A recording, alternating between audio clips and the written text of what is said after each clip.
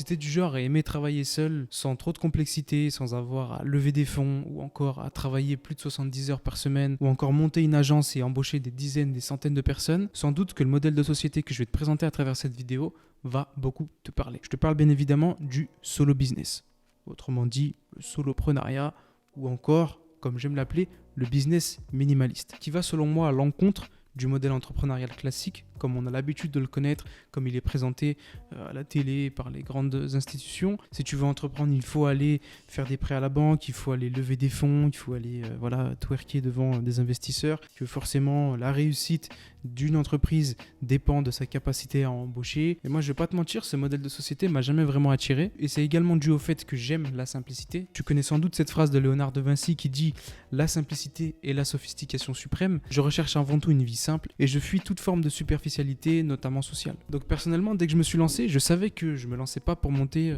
une multinationale ou pour aller embaucher des centaines de personnes. Parce que peut-être que pour l'ego, ça peut être stylé de dire « Ouais, ok, je suis CEO de je sais pas quoi, corporation, j'embauche X personnes, etc. » Mais tout ça, c'est de la charge mentale supplémentaire. Et pour pas forcément faire plus d'argent. Ou encore respecter ses priorités dans la vie. Et donc le solo business, le soloprenariat, ou le business minimaliste, comme tu l'as vu sur ma bannière YouTube, pour moi c'est un bon compromis entre tout ce que je vous ai partagé jusqu'à présent sur cette chaîne, qui était essentiellement autour du business, de la productivité. Ce que j'aime beaucoup, c'est le côté comment faire beaucoup avec peu, ou en tout cas comment faire suffisamment par rapport à ses objectifs personnels, parce que beaucoup, tout est relatif, tout dépendra de vos objectifs. Il y a des mecs qui sont solopreneurs qui veulent faire absolument 6 chiffres, d'autres qui visent 7, d'autres qui vivent très bien avec 5 chiffres annuels. Tout est une question de choix et de seuil, c'est-à-dire à partir de quel seuil tu te sens à l'aise, tu te sens bien. Donc j'aime beaucoup ce principe-là, parce que le soloprenariat, c'est pas discriminant. C'est-à-dire que si t'as pas d'argent, t'as pas de réseau, t'as pas des facilités que peut-être d'autres pourraient avoir, tu peux build, tu peux construire à partir de pas grand-chose, à partir de rien. Et c'est pas pour faire le miskin, mais essentiellement dans ma vie, j'ai beaucoup fonctionné comme ça. J'ai appris à faire avec pas beaucoup dans les mains. Et moi, je trouve que c'est un des modèles de société qui va encore plus te pousser à optimiser.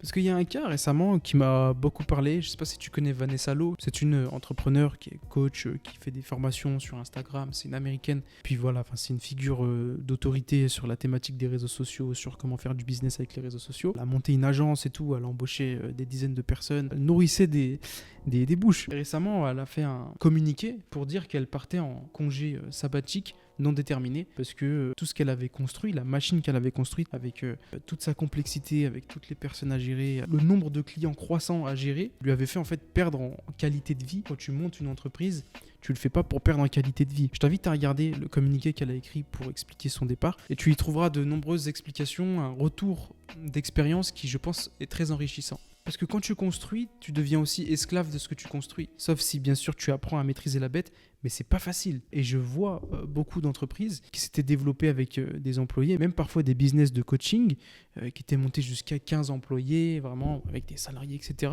qui ont rebasculé avec des microstructures qui sont revenues à 2 ou 3, parce qu'ils se sont dit, mais en fait, ça sert à rien d'avoir 15 personnes. Parce que le problème plus profond dans l'entrepreneuriat dit classique, qu'on te présente sur QVEMA, là, qui veut être mon associé, celui où tu vas devoir danser devant les investisseurs et dire hey, regardez comment je suis génial et tout, donnez-moi 100 000 euros, 200 000, 300 000. Voilà, tu vois, tu es toujours à la botte de quelqu'un, tu es toujours, pour démarrer, tu dois toujours avoir l'argent de quelqu'un d'autre. Et encore, ce quelqu'un d'autre, bien sûr, derrière, il va mettre son nez dans tes affaires, c'est plus totalement ton business.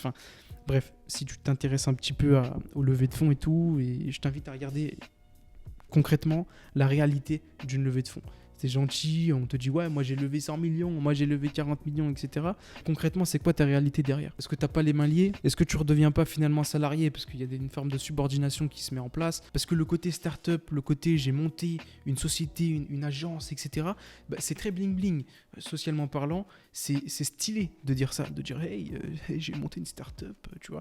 Ça claque, tu vois. À côté, quand tu dis ouais, moi je suis indépendant, je suis solopreneur, on te dit ouais, t'es un freelance, quoi. C'est pas pareil. Je reviendrai dessus sur la différence juste après, c'est pas pareil. Mais voilà, tout ça, tu vois, il y a un peu ce dream de la Startup Nation qui est très bien vu socialement. Tu fais les couvertures de magazines, tu fais le Forbes 30 under 30 là, 30 under 30 là.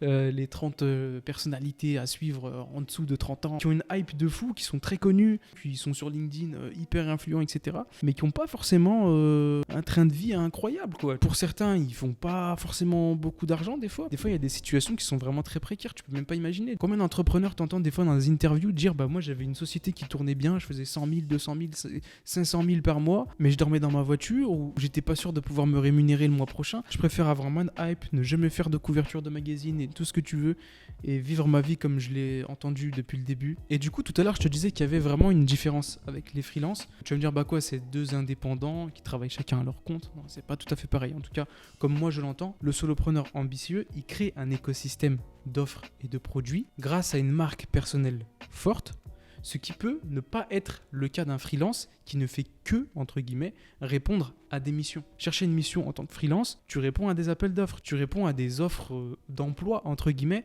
mais en tant que freelance. Je disais plutôt que depuis que je me suis lancé, moi je visais le solo business, j'avais pas encore vraiment mis un mot dessus, et tout ça m'a amené à un livre un peu charnière qui est The Company of One de Paul Jarvis. Et dans ce livre, en fait, il dit des choses qui sont assez intéressantes, qui résument assez bien la mentalité du solo business, du business minimaliste, qui dit scaler les clients et le profit ne nécessite pas toujours d'embaucher plus de personnes ou de faire appel à plus de ressources. Les deux ne sont pas forcément liés. Et moi, j'aime vraiment ce côté un peu de compression, de se dire, voilà, comment on va arriver au maximum, une seule personne, comment elle va arriver en automatisant, plus en construisant un écosystème d'offres bien pensé, plus en déléguant à des partenaires certaines parties du travail. Là, quand je te dis ça, du coup, c'est pas de l'embauche, c'est faire appel, par exemple, à un freelance pour des activités dans lesquelles tu n'excelles pas. Donc le soloprenariat n'exclut pas de faire appel à des prestataires de services, mais ils sont pas tes employés, quoi. Tu dois pas les nourrir chaque mois. J'aime bien ce côté optimisation. Après, il faut être conscient qu'avec un solo business, tu feras pas 10 milliards par an, mais c'est aussi un choix. Justin Welch, qui est un Américain, qui est un peu le number one, si tu veux, sur la thématique aux États-Unis, par an, je crois qu'il fait à peu près 5 millions, tu vois. C'est énorme hein, pour un mec qui est tout seul, qui travaille avec sa femme, c'est énorme. Mais c'est juste pour te dire que avec le business model du soloprenariat, tu feras pas 10 milliards. Est-ce que tu as besoin de faire 10 milliards? Est-ce que tu as besoin d'être le nouveau Jeff Bezos? Et tout ça pour te dire qu'en fait, aujourd'hui, moi, je vais me focaliser à fond sur le développement de ce type de business-là. Je l'ai déjà fait auparavant parce que j'accompagnais aussi des consultants qui ont eu des résultats, notamment en les aidant à trouver leur positionnement, et à construire un argumentaire de vente, à construire un écosystème de vente qui leur permettent de développer leur chiffre d'affaires. En tout cas, d'apprendre à vendre sans forcer. Donc, je vais vraiment me concentrer là-dessus. Jusqu'à présent, je t'ai parlé de création d'entreprise, mais après avoir travaillé avec différents profils et par rapport à comment moi je me projetais, c'est le solo business, le soloprenariat, le business minimaliste que j'ai retenu pour la suite de cette chaîne et pour la direction future, la direction présente et future de mon entreprise. Parce qu'il y a également un avantage, c'est que au moment où je parlais des problématiques, de comment on crée son entreprise, de comment on se débloque pour passer à l'action, etc. En fait, c'est des problématiques que je rencontrais plus, en fait. Ma communication était asynchrone avec toi et je trouvais un peu dommage de ne pas pouvoir parler des problématiques, des sujets, des apprentissages du présent, ce que j'étais en train de vivre maintenant. Parce que depuis tout ce temps, j'ai appris énormément de choses que j'ai le sentiment de ne pas forcément vous avoir partagé parce que j'étais dans ce truc de il faut que je parle des problématiques d'un gars qui veut créer son entreprise, pas forcément des problématiques de quelqu'un qui veut développer, en tout cas d'un solopreneur qui veut développer son business. Là, tu vois, en étant plus précis, on va pouvoir être encore plus qualitatif dans le contenu et surtout, je vais pouvoir aussi vous parler en synchrone parce que c'est moi-même le type de business que je développe. Ça me permettra de vous délivrer encore de meilleurs conseils et qu'on puisse en fait finalement avoir un horizon commun qui est le fait de vivre d'un business minimaliste sans embaucher, sans lever de fonds et sans travailler 70 heures par semaine, tout en apportant bien sûr un impact positif et de l'excellent travail pour vos clients. Je ne travaille pas avec des profiteurs, avec des gens qui veulent juste faire des petits billets comme ça à droite à gauche. Ça m'intéresse pas. De toute façon, j'ai pas eu de proposition en ce genre. C'est que je pense que le filtrage a été bien fait auparavant. Voilà. Donc voilà ce qu'il en est. J'espère que ce nouveau cadrage t'excite tout autant que moi. N'hésite pas à me le faire savoir en commentaire. Et si tu veux plus de conseils business directement applicables dans différents formats, mes meilleurs conseils business, je les distille dans mon canal Telegram que tu peux rejoindre en cliquant sur le lien dans ma description. Si tu es encore là, n'oublie pas de laisser un pouce bleu. Je sais, je suis un mauvais youtubeur, normalement, il faut demander dès le début. Je te dis à très vite sur YouTube, parce que les formats un peu longs comme celui-ci vont reprendre. Ciao, ciao.